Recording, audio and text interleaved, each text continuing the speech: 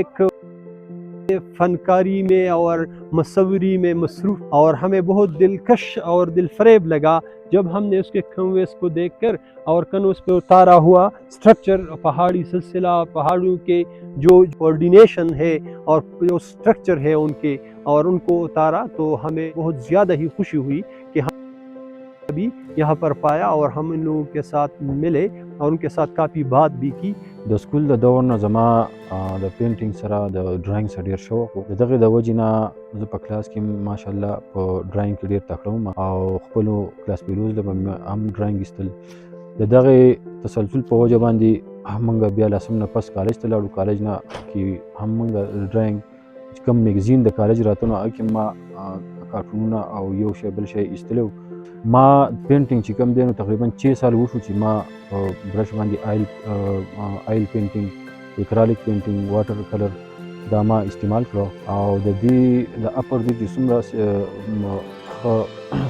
دغه وارث پکنیک پوینټ دی سپاټ دی نو دا ما چې کوم دی نو په کینوس ته چې کوم دی نو دا انسټال کړو. کومراډ شو دغه شانتې موږ د K2 او د ماونټ ایورسټ د دې چې کوم دی نو مختلف پینټینګ ویستو او دا اوس موږ لواري ټنل ته راغلي یو. په دې کې موږ سره مشکلات چې کوم دی نو ډېر زیات دي.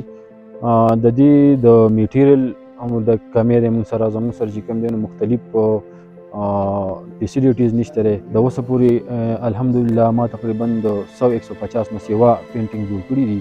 نو دا د خپل محنت او د خپل شوق په بنیاد باندې دا زه مخکې څه نه څه د الله په فضل او رحم باندې تللی ما 2019-2020 کې ما یو ایگزیبیشن کې هم حصه واخیسته په اسلام آباد کې PNCA کې. په هغه کې ما هم ماشاءالله خپل پینټینګز کېښوده او ماشاءالله خلکو چې کوم دی نو مقابلې لپاره د الله خلکو زما چې کوم دی نو ښه حوصله افزایي وکړه. نو زموږ دا کوشش دی چې موږ د برش په ذریعه د خپلې علاقې ښایستهوالی کېنوسته منتقل کړو، خلک یې ویني، په نیټ راشي، په سوشل میڈیا راشي، بهر ته لاړ شي.